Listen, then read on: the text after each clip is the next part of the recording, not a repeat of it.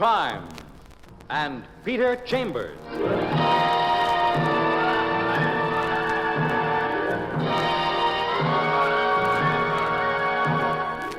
Created by Henry Kane, transcribed and starring Dane Clark. Private investigator, duly licensed and duly sworn, Peter Chambers.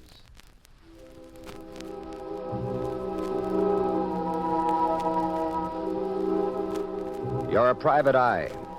That's your business. Anything else? That's for laughs. It's mid-afternoon, and you're in a nightclub on business. There's nothing more ghastly than a nightclub in the daytime. Reminds you of the whitewash inside of an unfinished coffin. Anyway, this one's called the Café Tropical, and in the nighttime, when its tinsel isn't showing, it's considered quite swanky. Mr. Chambers? Yes? I'm Bruce Eldridge. I'm delighted that you could come. Bruce Eldridge, prospective client. He's one of the owners of the Café Tropical, about 35, well-dressed, and quite good-looking. And quite composed, except his eyes are nervous. I take it that you know what happened here last night. Well, your partner, Paul Maxwell, he caught up with a slight case of lead poisoning. He was shot to death right here in the club.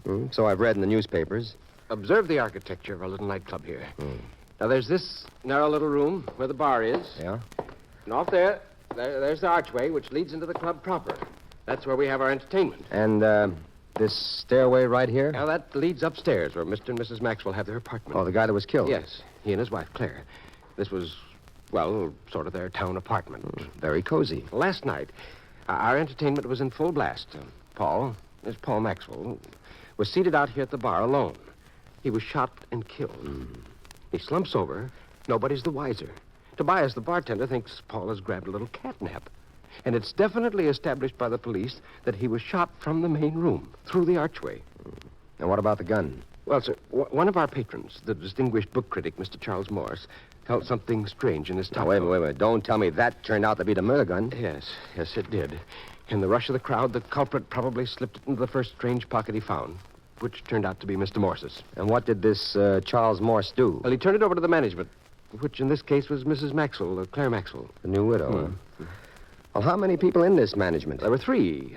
Paul, myself, and Claire, equal partners. Claire also acted as hostess. So, what happened then? Well, Mr. Morse waited for the police, told them the story, and that was that. The police, of course, now have the gun. Okay, Miss Eldridge, where do you fit me into this? I have reason to believe that it was my gun. What? I owned a gun like that. I have a license for it. 2 days ago, it disappeared from my apartment. Now, Mr. Chambers, I want to retain you right now to find out who stole that gun and who murdered Paul Maxwell. Well, don't you think the cops will attend to that? That's just what I'm afraid of. They'll attend to it, and they'll come up with me. Guns can be traced, can't they? I see what you mean. There's a $500 fee in it for you, sir. All right. Now, just where were you about the time Paul Maxwell was killed? Inside, the main room. I was seated at a table with Claire Maxwell, Charles Morse, and Ruth Benson. Who's Ruth Benson? She sings here in between shows. What were you people doing at your table at the time? We were watching the show. New act. Calvin Cole, a wizard on the Afro-Cuban drums, and a dancer, Menage.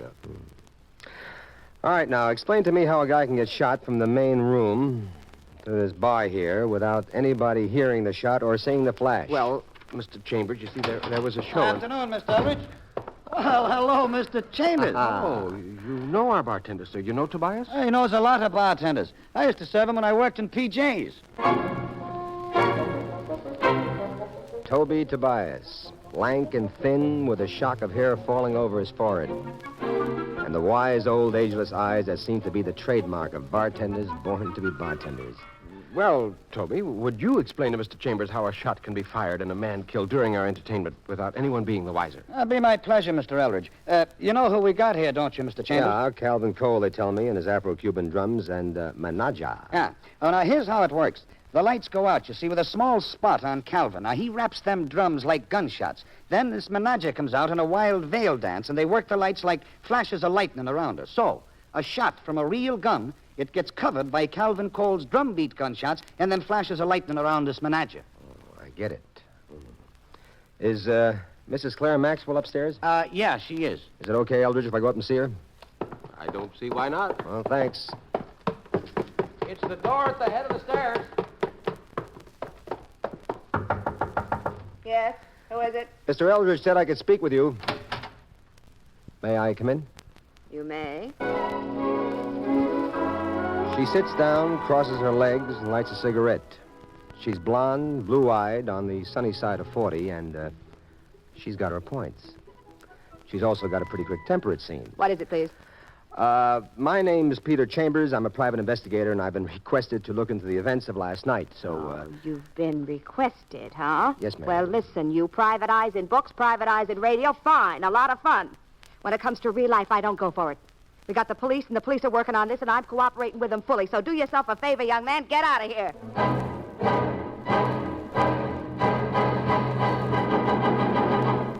You do yourself a favor, and you get all the way downtown to police headquarters, the office of Detective Lieutenant Louis Parker, cop, gentleman, and good friend. Hiya, Peter Piper. Afternoon, Lieutenant. Oh, I detect a real sweet note in your voice.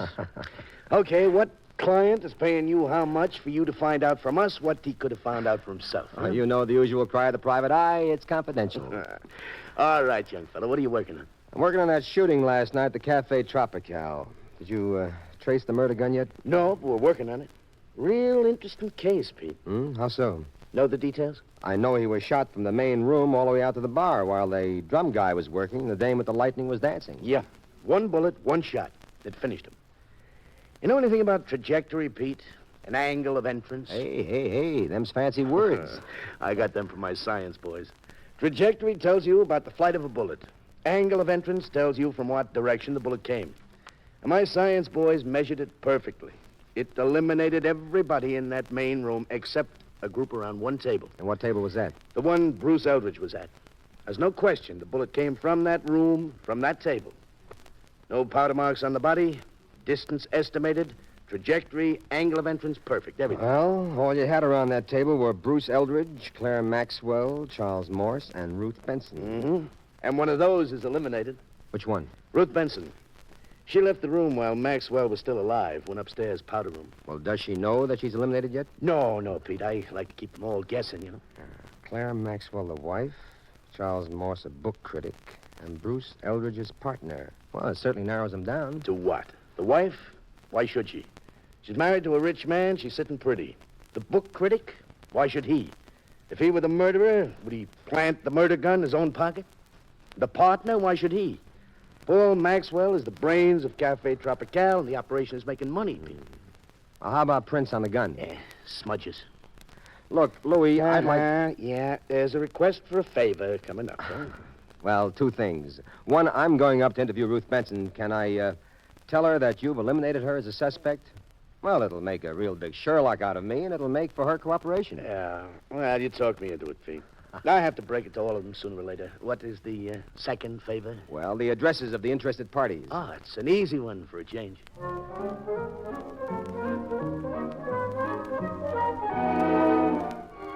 So, armed with addresses and an affectionate pat on the back from Parker, you're riding your white horse again, and you're at Ruth Benson's neatly furnished apartment. I'll be glad to cooperate, Mr. Chambers. Please make yourself comfortable. A brunette with glistening black hair and glistening black eyes, and more curves than the Indiana Raceway. You give her Parker's dope about her being eliminated as a suspect, and you get what you want. Cooperation. Anything, Mr. Chambers. Anything at all. Well, first, Bruce Eldridge. He used to own a gun once. That's a joke. I know about that gun. Would you break that down for me a little? Well, about 2 weeks ago, I was at his place. Bruce writes beautiful music, and I'm a singer, you know, and... Yeah, I understand. We were out on the terrace, and he brought out that gun of his, and by accident went off. And guess what? I give up. He fainted dead away. Guy's got a phobia. As a matter of fact, when Paul Maxwell found out I'd been at Bruce's apartment, he raised the roof. And what did he raise the roof about? Oh, well, Paul and I, we, sort of had a thing going. And Paul and Bruce, was this, thing what they argued about? Mm-hmm. But it's ridiculous. Bruce was perfectly innocent of any wrong intention. Of course. Well, Miss Benson, thank you very kindly. Not at all, Mr. Chambers.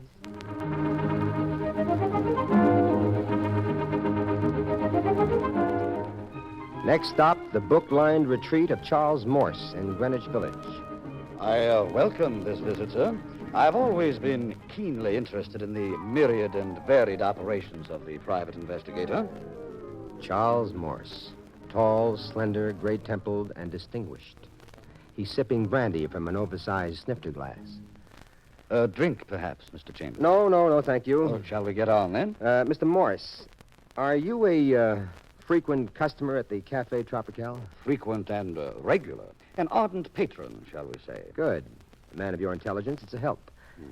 How come you're so good a patron of a saloon? Well, sir, it's difficult to put it into words, but I'll certainly try. Well, that's real sporting of you, sir. Are you perhaps chiding me? No, I ain't doing a thing except fishnetting for facts.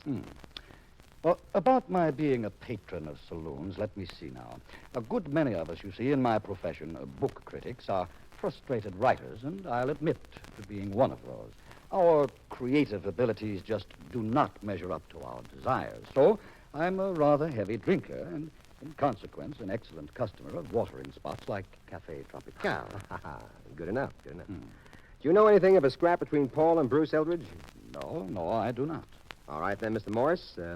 Thanks for the use of the hall. But it was most stimulating, Mr. Chambers. I'm at the cafe almost every night, you know, so if you have any further need of my assistance in any way at all, please don't hesitate.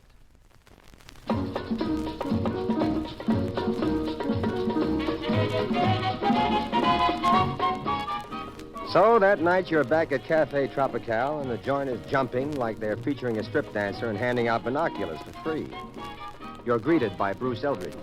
Evening, Mr. Chambers. Hey, wow. Oh, nothing like a murder to drum up business. Quite macabre tonight, aren't you, Mr. Chambers? Macabre. Everybody in this cast of characters makes with the big words. You, that Charlie Morse. You mind if I go in the bar and mix with a hoi polloi like Toby Tobias? Don't mind in the least, Mr. Chambers. Oh, hiya, Shamus. How's the Shamus business? How's with the bartending business? It stinks, too. But if I play me cards right, I'm getting out of it. Well, before we go any further in this colloquy, point of order. Yeah? Scotch and soda. Coming at you, Mr. Chambers. And now, what's with your imminent retirement? Listen hard, Mr. Chambers. Because either I make it or you make it. Look, Tobias, it's a little late for riddle. This is a moment of relaxation for me. It's about this here case you're working on. Oh, well, talk it up, Tobias, my lad. Now, if I spill the dope I got, this whole case becomes a hanger for you. So, spill. Nah, I ain't spilling yet, but I got a hunch I know just what this thing is all about. Now, that kind of information is good for a little payola from a certain party. Enough payola for me to retire. So tonight, I make me play. I'm off tonight at 11, and then I make me little old play. And if your little old play backfires? Then I'm calling on you at home, on the phone. And with the info I got for you, you're going to turn out to be a big hero. How much you asking for, Toby? 10,000 smackers. And the party's getting off cheap. Excuse me for now, Mr. Chambers. I got to go to work. And don't forget to be home come 11 o'clock. The crowd keeps pouring in like it's bargain day at Macy's, and the confusion mounts. And you like it, because right now you can use confusion. It gives you a chance to slip off your bar stool and slip up the stairs. The door to Claire Maxwell's room isn't locked. And inside you do a rapid search. And out of a dresser drawer, you come up with an interesting item. An expensive, heavy gold medal. On one side, there's an engraving of crossed pistols, and beneath that, the initials CM. CM. Claire Maxwell. The reverse side says Westchester Target Club competition, first prize, June 15th, 1953. You slip the medal in your pocket, and you're ready for a further gander when... What's going on here? Clara Maxwell. Indignation in her eyes, and much worse, an automatic in her hand. Big, black, deadly. Are you looking for something, Mr. Chambers? Nothing special, Mrs. Then Maxwell? get out of here, quickly, please. I'm not finished yet, Mrs. You're Maxwell. finished, or you will be. Look, I got a right to shoot. You're a trespasser here. Now, don't come a step nearer, or I'll shoot.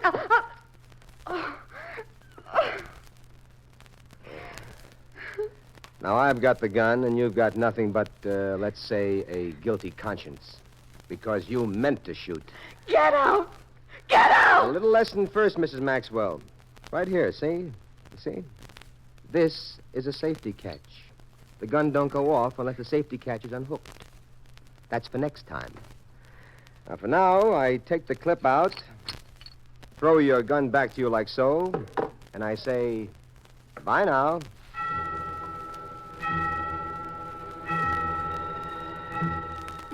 You go home, but you don't go to bed. You linger over a cup of coffee like a guy in a cafeteria killing time for a dime. Then at 11:15... Hello? Mr. Chambers. Yeah? Toby. Now, Oh. look, the party give me a bellyache, so now I give the party a bellyache. Where are you at, the Tropical? No. I'm in a little broken-down saloon on 3rd Avenue and 56th. I want you to meet me here right away. Oh, what happened to your retirement plans, Toby? I ain't going to retire, but the party is. The party is going to retire for good. What? Now, come on down here, Mr. Chambers, and listen to Toby make like a canary. The name of this joint... Hello? Toby! Toby! You get to 56th and 3rd fast, but not fast enough because the cops are there already. And the boss man is Louis Parker. You set him up on the facts. And it's directly connected with the other thing, right? Couldn't be righter, Louis. Any idea who that certain party was? No idea at all. Any witness to this shooting? No, nothing. Well, look, Pete, it's late. No use you knocking yourself out on this one. Go home, go to sleep. We'll be in touch. I think you're right, Louis. Oh, by the way, you traced that gun yet? Gun? What gun? You know, the gun in the other shooting, the Paul Maxwell deal. Look, what's with guns? What's your interest? Nothing, just asking. Look, stop bothering me with guns now. Huh? I got work to do. Good night, detective. So you're still at sea about Bruce Eldridge's gun. And that, after all, is your real interest. That's what you're going to be paid $500 for. Anyway, you go to sleep like a log. And the next afternoon, you're at the Westchester Target Club, asking questions and getting answers. You're back in Manhattan now and ready for the wrap-up. You put in a call to Parker, and comes nighttime, you're a saloon goer again. Cafe Tropical. Any news for me, Mr. Chambers? Sir Eldridge, could we talk somewhere alone? Sure. Come on upstairs. Charlie Morse show up yet? Expect him practically any moment. Do you want to talk to him, too? Don't mind if I do. All right, I'll leave word down here for him.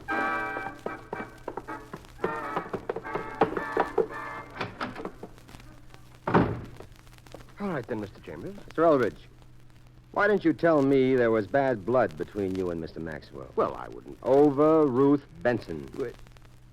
Well, because I don't believe in washing dirty linen in public. Now, look, Mr. Chambers, I didn't kill Paul Maxwell. Well, I was told you people wanted to speak with me. Mr. Chambers, I said I didn't kill Paul Maxwell. I know that, and I'm not accusing you. But- I am, however, accusing him. Charles Morse? I'm accusing him of the murder of Paul Maxwell and Toby Tobias. Have you gone out of your mind, Chambers? Now, listen, my dear cultured book critic. You see this medal? See it? Which I found in Mrs. Maxwell's room? Well, that set me on the right track. Medal? The initials on it are CM. I thought it was Claire Maxwell. But this afternoon, I learned at the Westchester Target Club that CM was for Charles Morse. And on the strength of that, you're accusing me. Only one of 3 people could have killed Paul Maxwell. Yes, that's right. The police have already informed us of that. Bruce Eldridge, no soap, a gun phobia. Claire Maxwell, no soap, because she pulled a gun on me yesterday. And she didn't even know how to flip the safety catch. Plus, our murderer had to be a crack shot. He killed Paul with 1 bullet. That, my good friend, leaves us... That is all, Mr. Chambers. My compliments. Notice, please, I'm holding a gun, and as you know now, it's in the most competent of hands. And as long as you've got the drop on us, friend, you may as well complete the story, just to satisfy our curiosity. No, but I will finish it to exonerate Claire Maxwell. She had nothing to do with Paul's murder. She had your medal, pal, and a rather expensive one. I loved her, and she loved me. We asked Paul, we begged Paul for a divorce, but he wouldn't accede, so I figured out the next best way. And when Tobias with the big eyes added two and two together and tried blackmail... I was then compelled to dispose of Tobias, too. And now, what kind of chance do you think you have now? I don't know, but I'll find out. I intend to make a run for it. So, I back to the door. And remember, gentlemen... Okay, Charlie, drop the gun. Charles Morse may have won a medal, but Parker has won many medals. Anyway, in the exchange of gunfire, Morse winds up with a leaking shoulder, and Parker winds up with a wide smile. And the next day, seated in your office, you thank Louis Parker for his nick-of-time heroics, and you're back to your favorite subject. Louis, just for kicks, was that original gun traced yet? No, and I got it right here. My bet is he bought it in the hock shop.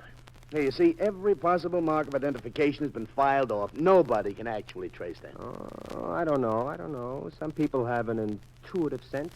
Some people can tell just by looking at things. Oh, meaning you. Oh, that's precisely what I mean, Lieutenant. Look, Detective, if you can tell me where this gun came from, I'll donate $500 to the Damon Runyon Fund. Fair enough. But if you don't, you donate. That's a deal.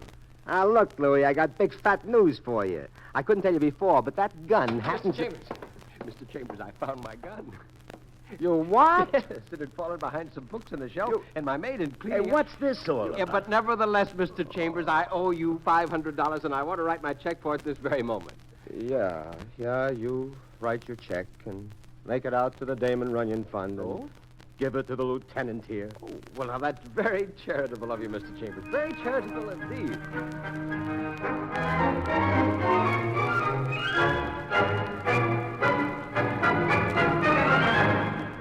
And there you've had Crime and Peter Chambers.